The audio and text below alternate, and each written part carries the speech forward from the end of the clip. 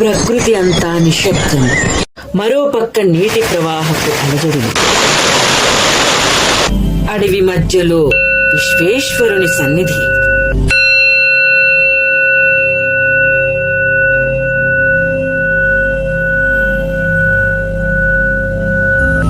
ఈ ఆలయం సాధారణమైన ఆలయం కాదు, ఇది ఒక అనుభవం. మీరు అడిగిన ఆ రహస్య క్షేత్రం ఇదే. మరి ఈ క్షేత్రం ఎక్కడో తెలుసుకోవాలనుకుంటున్నారా? ఇప్పటి వరకు మా ఈ lucky star creations YouTube channel అయితే సబ్స్క్రైబ్ చేసుకుని వారు ఉంటే సబ్స్క్రైబ్ చేసుకుని మమ్మల్ని ప్రోత్సహిస్తారని ఆశిస్తున్నాను. ఇటువంటి మరిన్ని శక్తిపీఠాలను మరియు రహస్య దేవాలయాలను వెలికి తీయటానికి మేము మీ ముందుకు వస్తున్నాం. పాపికొండల మధ్య గోదావరి నది ఒడ్డు వద్ద అడవుల మధ్య దాగి ఉన్న ఈ దివ్యక్షేత్రం, అదే ఇప్పటి వరకు సీక్రెట్ గా ఉంచిన ఈ శివక్షేత్రం, పేరంటాలపల్లి శివాలయం. మరి ఈ గోదావరి నదీ తీరాన నిలిచిన ఈ శివాలయం భక్తులకు ఆత్మశాంతినిస్తుంది. ఇక్కడ ఒక్కసారి ఓం నమ శివాయ అంటే మనసే మారిపోతుంది. పాపికొండల అందాలను చూసేవాళ్లు చాలా మంది ఉంటారు, కానీ ఈ అందాల మధ్య దాగి ఉన్న ఈ శివక్షేత్రం గురించి చాలా తక్కువ మందికి మాత్రమే తెలుసు. ఇది నిజంగా గోదావరి నడుమనే ఉంది. మరి ఇక్కడికి రావాలంటే ప్రకృతి మధ్య ప్రయాణం చేయాలి. బోటు ప్రయాణం చేస్తూ వచ్చే చుట్టుపక్కని కొండలు, గోదావరి విశాల ప్రవాహం, అసలు ఈ వాతావరణం మనసంతా శివమయం. మొదటిసారి ఈ ఆలయాన్ని చూస్తే చాలా సరదాగా అనిపిస్తుంది, కానీ లోపలికి ఒక్కసారి అడుగు పెడితే ఒక ప్రత్యేక ఆత్మశాంతి అనుభూతి కలుగుతుంది. అంతేకాదండోయ్, ఇక్కడ విశ్వేశ్వరుని శివలింగం ముందు నిలబడితే అలల శబ్దం కూడా మంత్రంలా వినిపిస్తుంది. మరి ఆలయం ఎంత పాతదో ఖచ్చితమైన ఆధారాలు లేకపోయినా స్థానికుల కథనం ప్రకారం, ఆలయ చరిత్ర ప్రకారం చాలా కాలంగా భక్తులకు దర్శనమిస్తున్న క్షేత్రమండి ఇది. ఇక్కడి గ్రామస్తులు చెబుతున్న కథనం ప్రకారం పూజలు చాలా కాలంగా జరుగుతున్నాయి. మరి ప్రకృతి మధ్యలో ఉండటం వల్ల ఈ క్షేత్రం గురించి చాలా మందికి తెలియకపోవచ్చు. మరి ఇక్కడ శివ సన్నిధిలో కూర్చుంటే అది నిజంగా ఒక ధ్యాన అనుభవం కలుగుతుంది. మరి ఇక ఈ ఆలయ చరిత్ర గురించి తెలుసుకుందామా? పూజ్య శ్రీ స్వామి బాలానంద స్వామీజీ గారు పరివ్రాజకులై ఉండగా విశ్వమాత తను అనుంగు బిడ్డగా అనుగ్రహించి ప్రత్యక్షమై ఇచ్చటికి తీసుకుని వచ్చి విశ్వమాత అను పేరుతో పూజలందుకొనుచున్న ఈ విశ్వేశ్వర లింగమునందు లీనమయ్యను.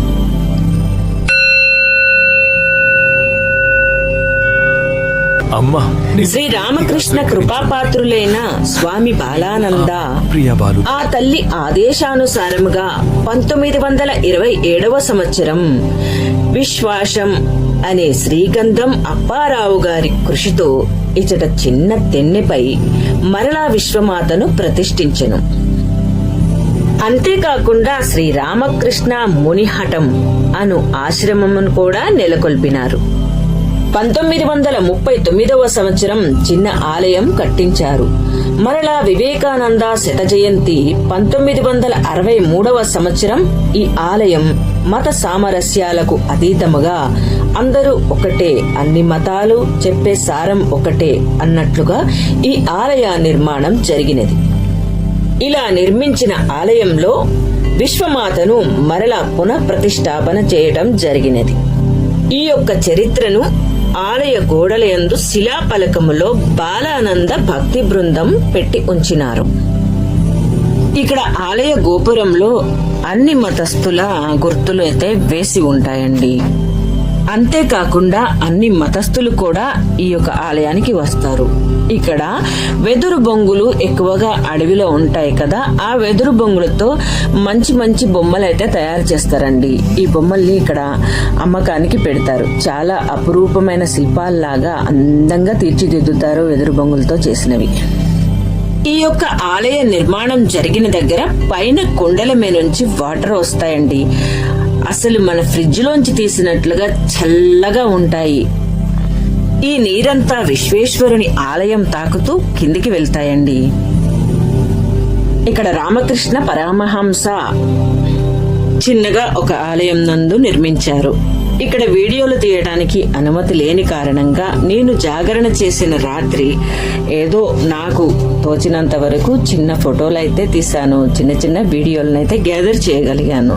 ఇక్కడ శివరాత్రి రోజు జాగరణ చేసి భజనలు చేసిన భక్తులందరూ కూడా ఆ రాత్రికి ఆ గుడి అందే కూర్చొని జపం చేస్తూ ఉంటారు.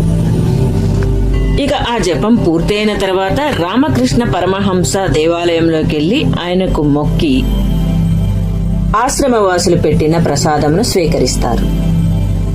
ఇక్కడ ఈ పేరంటాలపల్లి ఊరిలో ఒక ప్రత్యేకత ఉందండి. విశ్వేశ్వరుని ఆలయమే కాకుండా ఇక్కడ ఒక 50 మంది ఇల్లులైతే నిర్మించుకుని ఉన్నారు ఈ గుట్ట పైన. ఇంతకీ విశేషమేంటా అనుకుంటున్నారా? ఇక్కడి వారికి ఫోన్లు కానీ పనిచేయవు. అంతేకాకుండా ఈ ఊరిలో కరెంటు సదుపాయం కూడా లేదు. మరి గ్యాస్ అలాంటివి తెచ్చుకోవాలంటే కూడా పడవ మీద తెచ్చుకోవాల్సిన వస్తుంది. కాబట్టి ఇక్కడ ఫ్రీగా దొరికే కట్టెల మీద అన్నం వండుకుంటారు. ఇక దీపాలలో వీరి యొక్క జీవనం జరుగుతుంది. ఎటువంటి ఖర్చు లేకపోయినా, ఎటువంటి ఇది లేకపోయినా కూడా చాలా ప్రశాంతకరమైన వాతావరణంలో ఇక్కడ ఉన్న పరిటాలపల్లి వాసులు ప్రశాంతంగా జీవిస్తున్నారు. అక్కడక్కడ అయితే నాకు సోలార్ సిస్టమ్ కనిపించింది. కొంచెం టెక్నాలజీ పెరిగింది కదా, మామూలుగా దీపాలు బదులుగా చిన్న బల్బులనైతే నిర్మించుకున్నారు. ఇక ఇక్కడ వృక్షాలను చెప్పనే అక్కర్లేదండి. కొన్ని వేల సంవత్సరాల క్రితం నుంచి ఉన్నట్లుగా చాలా పెద్ద పెద్ద మామిడి చెట్లు గాని, చాలా పెద్ద పెద్ద రావి చెట్లు, మహావృక్షాలే ఉన్నాయండి. మరి ఇక్కడికి ఆశ్రమానికి వచ్చేవారు కొంచెం ముందుగానే, ఒక వారం రోజులు ముందు వచ్చిన వాళ్ళు కూడా ఉంటారంటండి. రోజు శివజపం చేసుకుంటూ ఇక్కడే ఆశ్రమవాసులు పెట్టిన ప్రసాదం తింటూ గడిపేస్తారంట. మరి మనలో ఉన్న బాధ్యతలన్నీ తీరి అన్నీ మనం పూర్తి చేసుకున్నాము అన్నాక ఎవరైనా పిలిస్తే బాగుండు అనుకునే వాళ్ళు చాలా మంది ఉంటారు. కానీ ఇప్పటి రోజుల్లో అలా పిలిచే వాళ్ళు కూడా ఉండరు. అలాంటి వారికి ఇక్కడ శివరాత్రికి ముందు ఒక వారం రోజులు ముందుగా వస్తే వారికి అడవిలో దొరికే చెట్లు కొమ్మలతో చిన్న గుడారాల వంటివి నిర్మించి ఇస్తారు. అందులో వాళ్ళు నివసిస్తూ ప్రతిరోజు పొద్దున సాయంత్రం ఈ కొండలపై నుంచి వస్తున్న చల్లని నీటిలో స్నానమాచరించి విశ్వేశ్వరుణ్ణి నీరు పెట్టుకుంటారంటండి.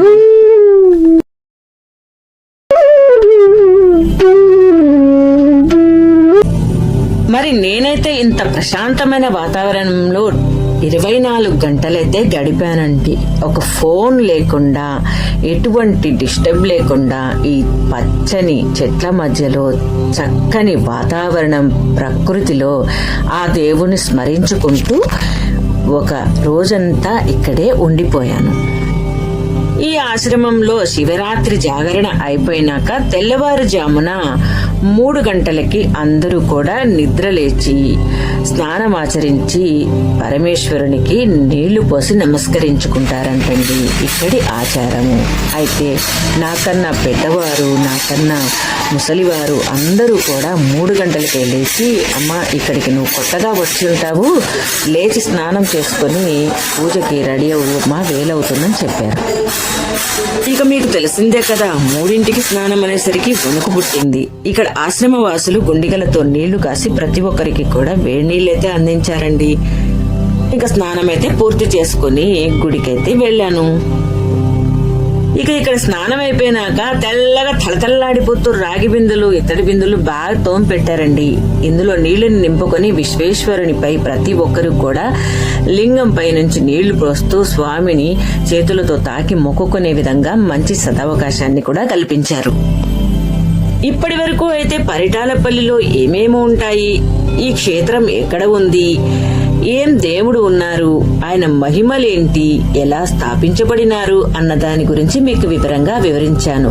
మరి ఈ పుణ్యక్షేత్రానికి చేరటానికి ఎన్ని తిప్పలు పడి మేము వెళ్ళాము, ఎలా వెళ్లాల్సి వచ్చింది, ఎక్కడి నుంచి ఎక్కడికి వెళ్ళాము, ఎవరిని కనుక్కున్నాము అన్న దాని గురించి మరో వ్లాగ్ అయితే పెడుతున్నాను. అది చాలా సరదాగా గడిచిపోయింది. ఒక పక్క భయంతో ఉన్నా మరో పక్క విశ్వేశ్వరుని సందర్శిస్తున్నానన్న ఆనందంతో అలాగే వెళ్ళాము. దాని గురించి కూడా మీరు రెండవ వ్లాగ్ ని చూడటం మర్చిపోకండి.